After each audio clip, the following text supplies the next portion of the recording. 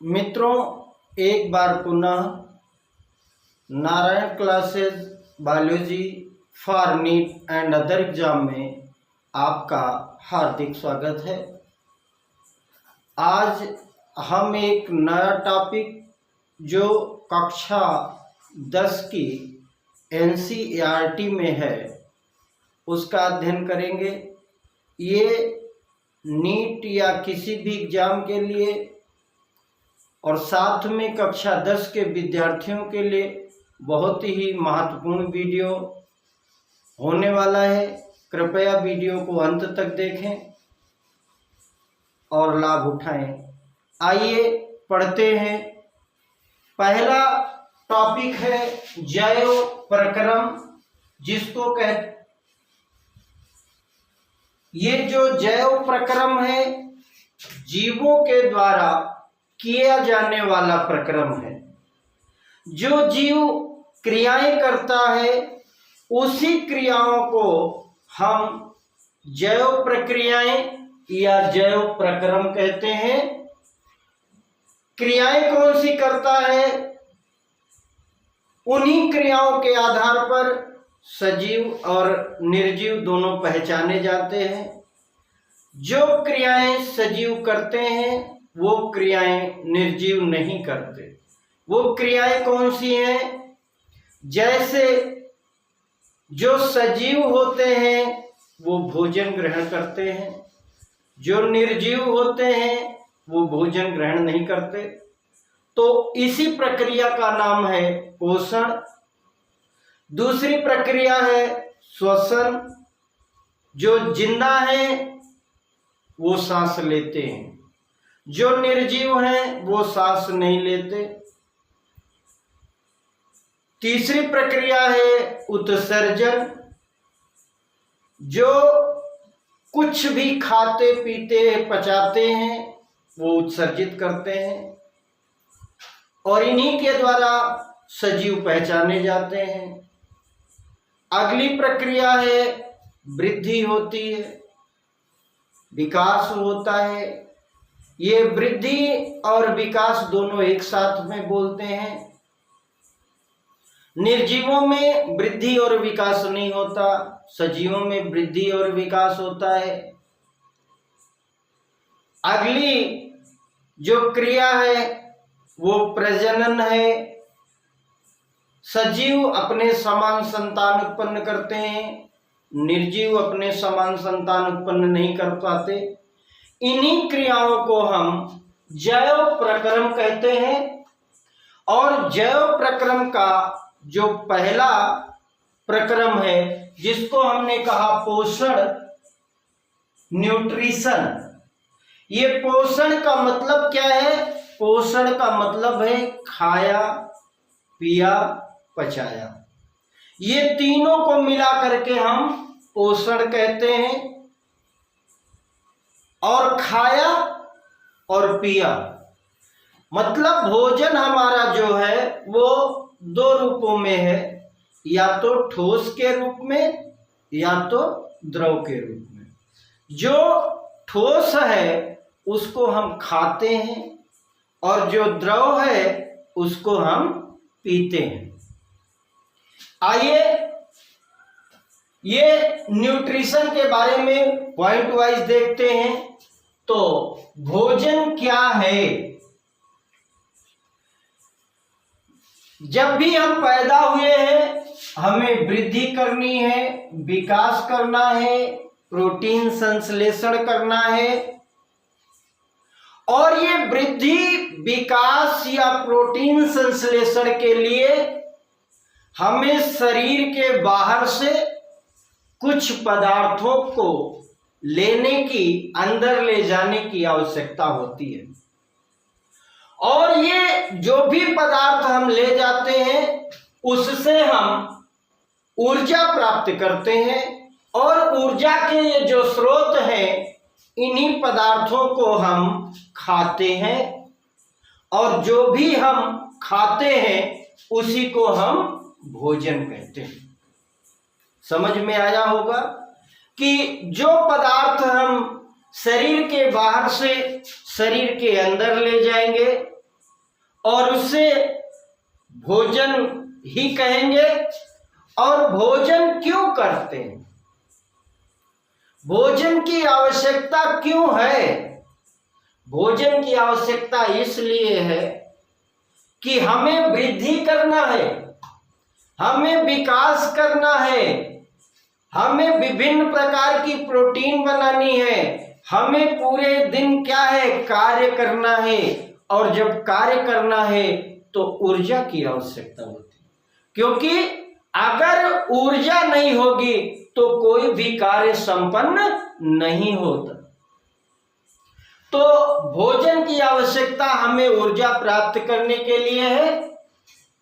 अब भोजन प्राप्त करने की विधि, तरीका क्या है भोजन प्राप्त करने का?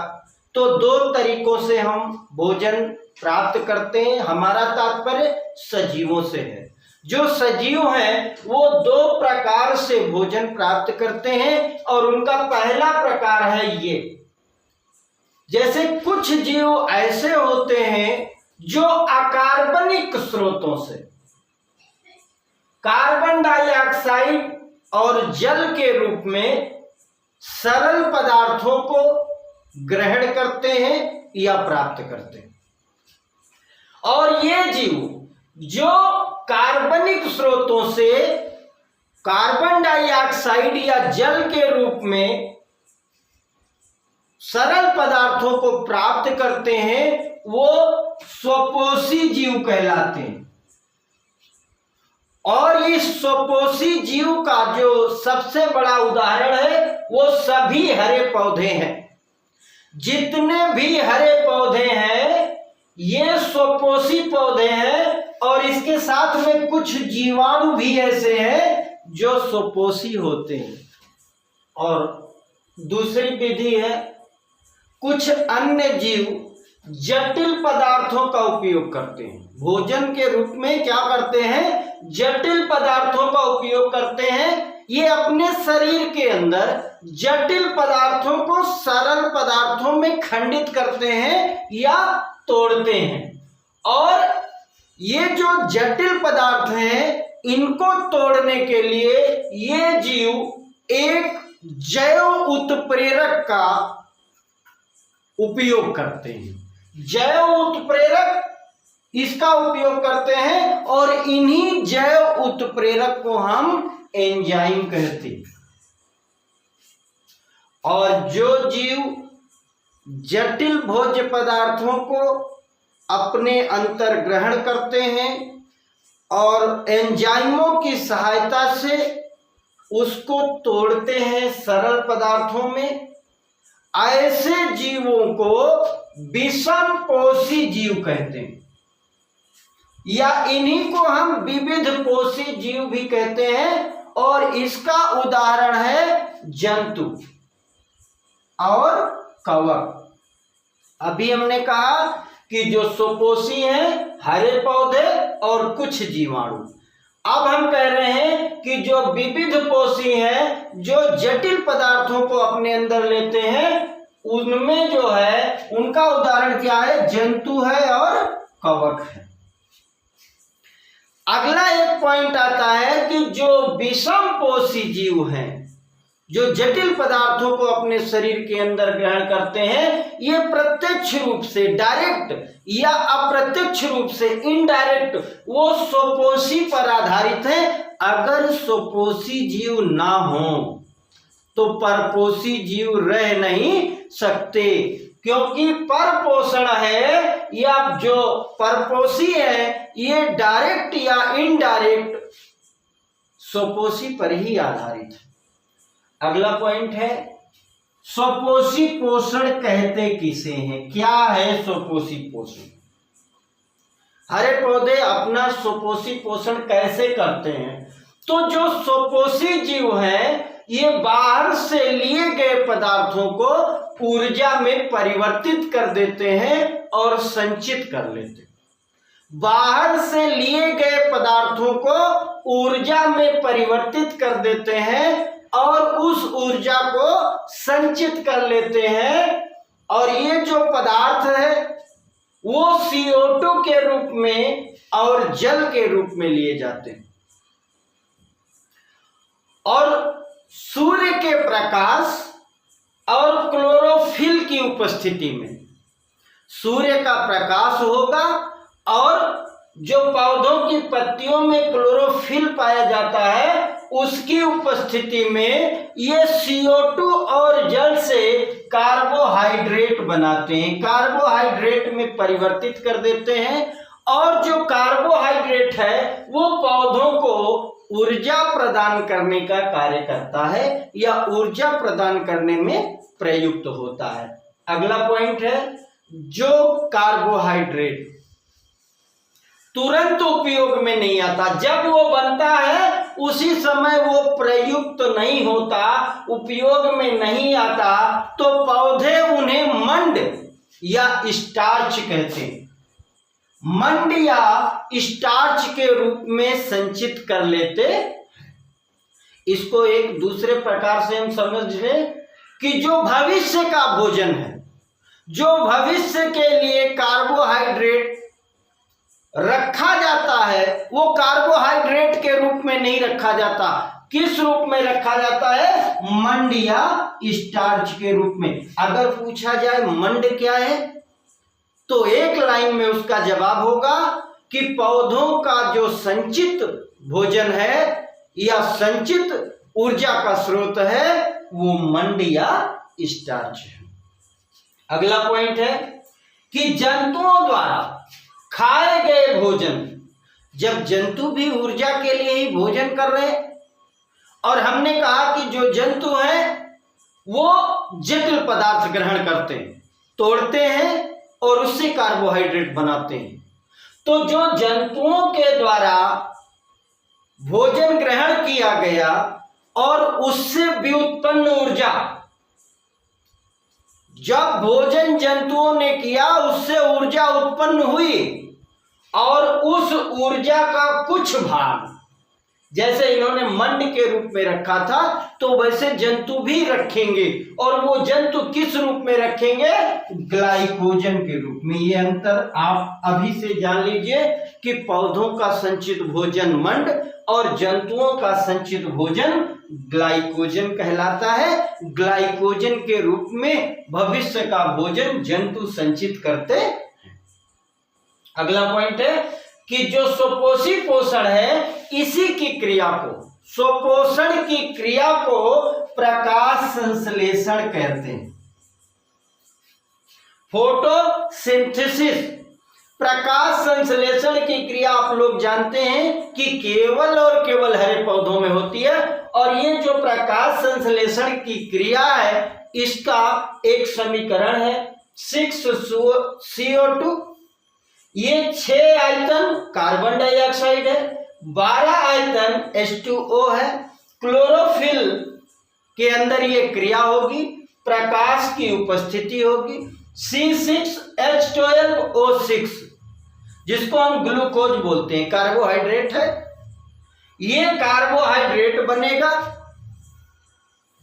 और 6O2, 6 आयतन ऑक्सीजन निकलेगी और 6 आयतन H2O पानी बनेगा। ये क्रिया होती है प्रकाश संश्लेषण की। 6CO2 + 12H2O, क्लोरोफिल और सूर्य के प्रकाश की उपस्थिति में कार्बोहाइड्रेट बनाने की जो क्रिया है, इसमें सह उत्पाद के रूप में मुख्यतः बना तो ये C6H12O6 है, लेकिन निकल क्या रहा है? O2 निकल रही।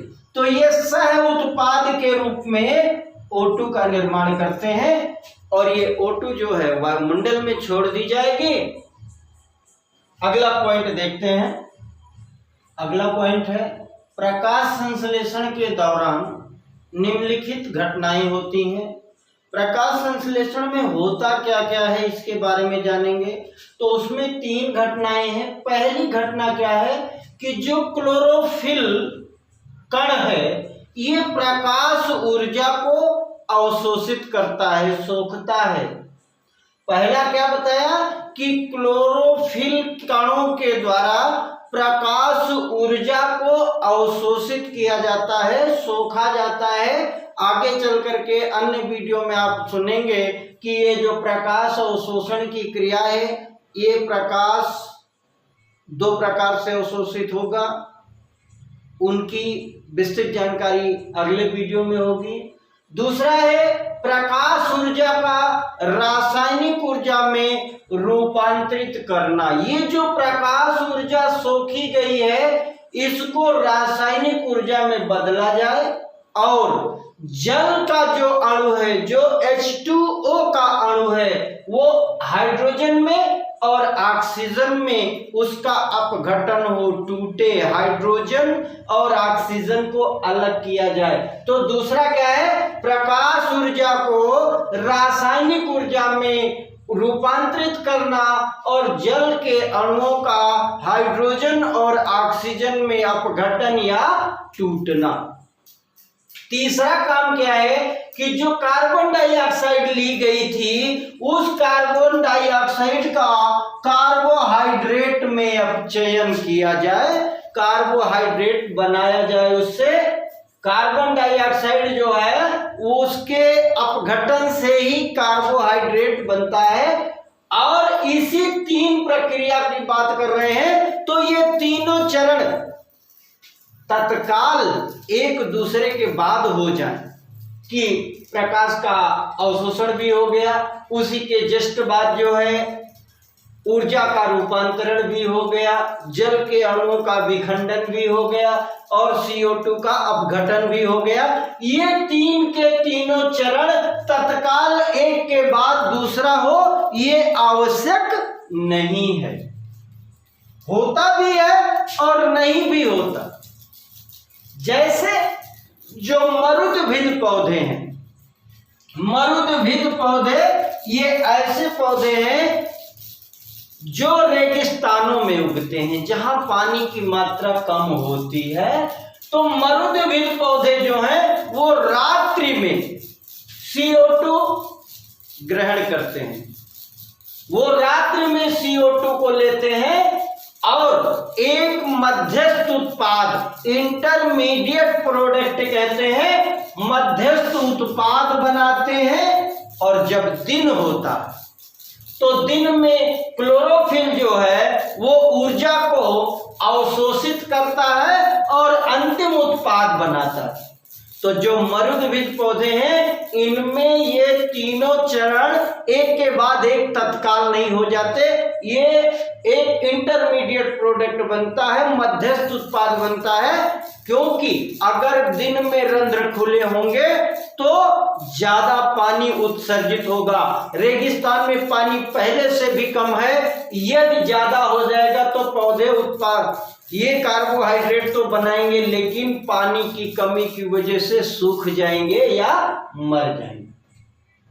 अगला पॉइंट है कि CO2 पौधों द्वारा कैसे प्राप्त की जाती है और O2 कैसे निकलती है। तो इस पॉइंट में पौधों द्वारा CO2 प्राप्त करना और O2 निकलना ये कैसे संभव है, इसकी बात करते हैं। तो रंध्र, एक नाम आता है रंध्र या स्टोमेटा कहते हैं। तो पत्ती की सतह पर बहुत सूक्ष्म छिद्र होते हैं, छोटे छोटे छिद्र होते हैं और उन्हीं छिद्रों को हम रंध्र कहते हैं पत्ती की सतह पर। अब ये अलग बात है कि कुछ पौधे ऐसे हैं जिनकी केवल पत्ती की ऊपरी सतह पर रंध्र है, कुछ ऐसे हैं जिनकी निचली सतह पर है, कुछ ऐसे हैं जिनकी दोनों सतहों पर है। ये आगे चल करके आप 11-12 में भी पढ़ेंगे। तो पत्ती की सतह पर सूक्ष्म छिद्र होते हैं, छोटे छिद्र होते हैं, जिनको हम रंध्र कहते हैं। और प्रकाश संश्लेषण के लिए, ये जो प्रकाश संश्लेषण की क्रिया है, इसके लिए गैसों का अधिकांश, ज्यादातर आदान प्रदान इन्हीं छिद्रों के माध्यम से होता है। और एक पॉइंट और देखने लायक है कि गैसों का आदान प्रदान तने, जड़ और पत्ती की सतह से भी होता है। अधिकांश कहां से होता है? अधिकांश होता है रंध्रों से, लेकिन कुछ मात्रा में गैसों का आदान प्रदान तने से भी होता है, जड़ से भी होता है और पत्तियों की सतह से। तने, जड़ और पत्ती की सतह से भी होता है। अगला पॉइंट है, रंध्रों से पर्याप्त मात्रा में जल की भी हानि होती है। जब गैस आ सकती है तो जल निकल सकता है। तो रंध्रों से पर्याप्त मात्रा में जल की हानि भी होती है, और जब जल की हानि होती है तो इसी क्रिया को कहते हैं वाष्प उत्सर्जन। वाष्प का उत्सर्जन, जल का भाप बन करके निकल जाना। तो रंध्रों से पर्याप्त मात्रा में जल की हानि हो सकती है या होती है। यही कारण हमने अभी आपको बताया कि जो मरुद्भिद पौधे हैं वो रात्रि में रंध्र खोलते हैं, क्योंकि रात्रि में गर्मी कम होती है तो पानी कम उड़ता है। अगला पॉइंट है, जब प्रकाश संश्लेषण के लिए CO2 की आवश्यकता नहीं होती। CO2 अगर पौधे में पर्याप्त मात्रा में है, CO2 उसे बाहर से नहीं लेना है, तब पौधा इन छिद्रों को या इन रंध्रों को बंद कर लेता। इसका मतलब क्या हुआ कि जो रंध्र हैं ये खुलते हैं और बंद होते हैं। अगले पॉइंट में देखते हैं, छिद्रों का बंद होना और खुलना, ये कौन है? गार्ड सेल, द्वार कोशिकाओं का एक कार्य है। क्वेश्चन आता है कि छिद्रों का खुलना या बंद होना निर्भर करता है द्वार कोशिकाओं के द्वारा। उनका एक कार्य है छिद्रों को आवश्यकता अनुसार खोलना और बंद करना।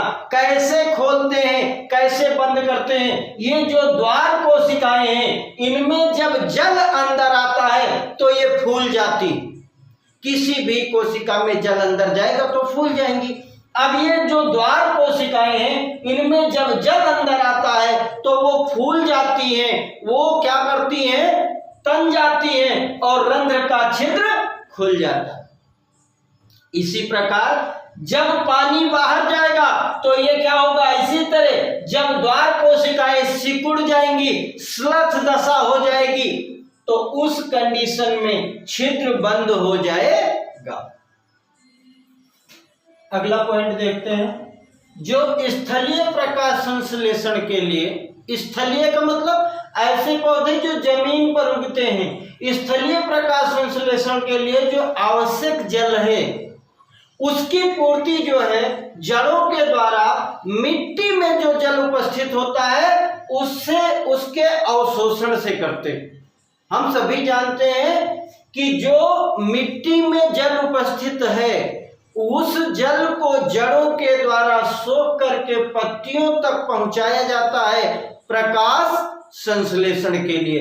तो इसी पॉइंट को देख रहे हैं, स्थलीय प्रकाश संश्लेषण के लिए जो आवश्यक जल है उसकी पूर्ति जड़ों के द्वारा मिट्टी में जो उपस्थित जल है उसको अवशोषित करके किया जाता है। जब मिट्टी में जल नहीं रह जाता तो हमारे पौधे मुरझा जाते हैं, और यही कारण है कि खेत को हम बार बार सींचते हैं, क्योंकि जो जहां तक उनकी जड़ें हैं, पौधों की जड़ें जहां तक हैं वहां जल होना आवश्यक है। यदि जल नहीं होगा तो प्रकाश संश्लेषण नहीं होगा। अगला पॉइंट है कि जो नाइट्रोजन है, फास्फोरस है, लोहा है या मैग्नीशियम है। कौन कौन? नाइट्रोजन, फास्फोरस, लोहा, मैग्नीशियम, ये जो पदार्थ हैं ये भी मिट्टी से ही जल में घुलित अवस्था में ही सोख लिए जाते हैं। और जो ये नाइट्रोजन है सबसे ज्यादा इसकी जरूरत पड़ती है पौधों को, तो नाइट्रोजन का उपयोग प्रोटीन और अन्य यौगिकों के निर्माण में किया जाता है। नाइट्रोजन से मुख्यतः प्रोटीन बनाई जाती है, अन्य पदार्थ भी बनाए जाते हैं, और इसे अकार्बनिक नाइट्रेट का नाइट्राइट के रूप में लिया जाता है। ये जो नाइट्रोजन है ये डायरेक्ट नाइट्रोजन के रूप में नहीं ले पाते हैं पौधे। नाइट्रेट या नाइट्राइट के रूप में ये लिया जाता है। तो नाइट्रेट और नाइट्राइट है, इसको वायुमंडलीय नाइट्रोजन से जीवाणुओं के द्वारा बदल दिया जाता है। एक क्रिया आती है जिसको कहते हैं नाइट्रोजन स्थिरीकरण, और नाइट्रोजन स्थिरीकरण में क्या करते हैं कि जो जीवाणु होते हैं वो नाइट्रोजन को, वायुमंडलीय नाइट्रोजन को नाइट्रेट या नाइट्राइट में बदल देते हैं। आइए अगला पॉइंट देखते हैं, विविध पोषी पोषण, जिसको हेटेरोट्रॉप्स कहते हैं, जो अभी हमने पढ़ा कि ये ज्यादातर जंतुओं में होता है। जो जंतुओं में होता है तो भोजन के स्वरूप, भोजन भी अलग अलग रूपों में होता है और उपलब्धता के आधार पर, वो भोजन किस रूप में उपलब्ध है इस आधार पर पोषण की विधि भी भिन्न प्रकार की हो सकती है।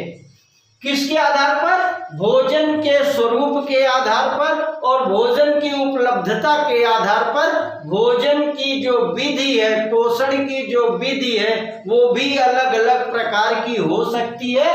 और ये जीव जिस ढंग से भोजन ग्रहण करता है उस पर भी ये विविध पोषण निर्भर करता है। पहला क्या है? मृतोपजीवी, सैप्रोफाइटिक कहते हैं। मृतोपजीवी, मृत के ऊपर जीवित रहने वाला, जो मरे हुए से अपना भोजन प्राप्त करे। कुछ जीव ऐसे हैं जो भोज्य पदार्थ जो उनका है, उनका विघटन शरीर के बाहर ही कर देते हैं।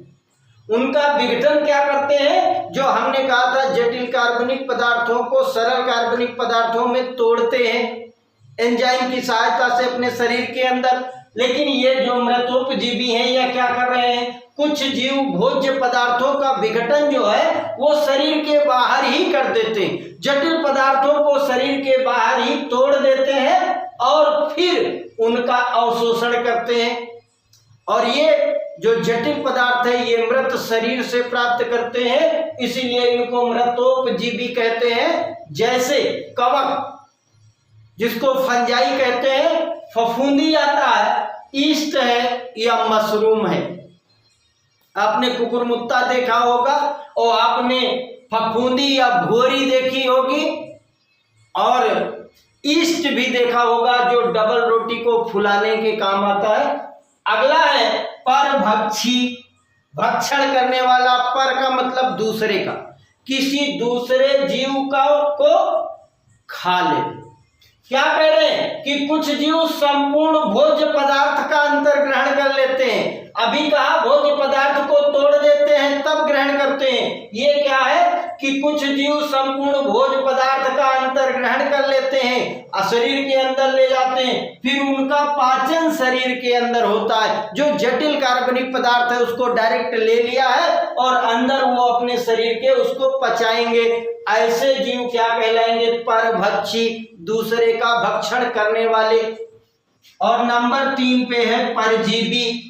परजीवी, पर का मतलब दूसरे पर, जीवी का मतलब जीवित रहना, दूसरे के ऊपर निर्भर रहना। तो कुछ अन्य जीव हैं जो पौधे और जंतुओं को बिना मारे हुए उनसे पोषण प्राप्त करते हैं, उनसे भोजन प्राप्त करते हैं, दूसरे के शरीर का उपयोग कर सकते हैं, उनके शरीर पे रह भी सकते हैं, उनमें रोग भी पैदा कर सकते हैं, उनसे अपना पोषण प्राप्त करते हैं, अपना भोजन प्राप्त करते हैं। जैसे पौधों में आपने अमरबेल देखा होगा, किलनी, जूं, जोंक, फीताकृमि आदि। जोंक के बारे में या किलनी के बारे में या जूं के बारे में, जिसको जुआ बोलते हैं, इसके बारे में आप विधिवत जानते होंगे। ये क्या करते हैं? दूसरे के शरीर पे रह करके वही से चाहे उनका खून चूसे और चाहे उनका भोजन ग्रहण करें। ये अमरबेल, इसको भी आपने देखा होगा, जिस पौधे पे ये चढ़ती है उसी में अपने अंकुश को धसा देती है। ऐसी जड़ें होती है जो उस पौधे के जाइलम तक पहुंच जाती हैं, फ्लोएम तक पहुंच जाती हैं, वहीं से सोख लेती हैं। अगला पॉइंट है एक कोशिकीय जीवों में पोषण कैसा होता है? या जो जिनका शरीर एक ही कोशिका का बना हो उनको एक कोशिकीय जीव कहते हैं। और ये जीव अपना पोषण कैसे करते हैं इसके बारे में देखते हैं कि भोजन और उनके अंतर ग्रहण की विधि भिन्न है। जब पूरा शरीर ही एक कोशिका का है तो वो भोजन जो है उनके अंतर ग्रहण की विधि भिन्न है। और ये भिन्न जीवों में पाचन तंत्र भी भिन्न होगा, क्योंकि जिस प्रकार सबका भोजन होगा उसी प्रकार का पाचन तंत्र होगा। तो एक कोशिकीय जीव जो है उसमें जो भोजन है वो संपूर्ण सतह से लिया जा सकता है। एक कोशिकीय जीव में कहीं मुंह नहीं होगा, कहीं मुख नहीं होगा, उनके पूरे शरीर में कहीं से भी भोजन लिया जा सकता है। अगला पॉइंट देखते हैं, अमीबा। अमीबा एक कोशिकीय जीव है, परंतु इसकी कोशिका को कोई आकार निश्चित नहीं है। और जब आकार निश्चित नहीं है तो भोजन कहीं से भी ग्रहण कर सकता है। अमीबा एक कोशिकीय सतह से उंगली के समान प्रवर्ध निकलते हैं। जैसे कोई भी अमीबा के पास कोई भी कण आया यहाँ पर तो क्या करेगा, ये अपने शरीर को ऐसे बना लेगा। ये जो प्रवर्ध बनेंगे बाद में जाकर के जुड़ जाएंगे और ये पूरा का पूरा भोजन कण उसके अंदर आ जाएगा और ये खाद्य धानी का निर्माण कर लेगा। तो ये कह रहे हैं कि अमीबा कोशिकीय सतह से उंगली जैसे प्रवर्ध की मदद से भोजन ग्रहण करता है। ये प्रवर्ध भोजन कणों को घेर लेते हैं और उनसे संगलित हो जाते हैं, जुड़ जाते हैं और जुड़ करके खाद्य रिक्तिका बनाते हैं। फूड वैक्यूल कहते हैं इसको। तो अमीबा में हमने कहा कि उंगली जैसे अस्थायी प्रवर्ध की मदद से अमीबा भोजन को ग्रहण करेगा और खाद्य रिक्तिका के अंदर जो भी जटिल पदार्थ आ गए हैं उनको सरल पदार्थों में बदला जाएगा। भोजन कहाँ पचता है उसको बोलते हैं खाद्य रिक्तिका में। और इसमें हाइड्रोलेज एंजाइम होते हैं जो जटिल पदार्थों का विघटन करते हैं। और जब ये पदार्थ सरल हो जाता है खाद्य रिक्तिका में तब ये पदार्थ कोशिका द्रव्य में विसरित हो जाता है। खाद्य जो जब ये पदार्थ सरल हो जाता है तो खाद्य रिक्तिका जो है उसकी सतह से ये पूरे कोशिका द्रव्य में विसरित हो जाता है और जो बिना पचा हुआ पदार्थ है वो खाद्य रिक्तिका में रह जाता है और बिना पचा हुआ पदार्थ खाद्य रिक्तिका सहित कोशिका की सतह की तरफ पीछे की ओर गति करता है और सतह से निष्कासित कर दिया जाता है। वहां पर अमीबा की सतह कोशिका जो झिल्ली है वो फट जाएगी और ये खाद्य रिक्तिका जो है ये बाहर हो जाएगी। अगला एक कोशिकीय जीव है पैरामीशियम। पैरामीशियम भी एक कोशिकीय जीव है, लेकिन इसकी कोशिका का एक निश्चित आकार होता है और भोजन भी एक विशिष्ट निश्चित स्थान से ही ग्रहण करता है। कौन?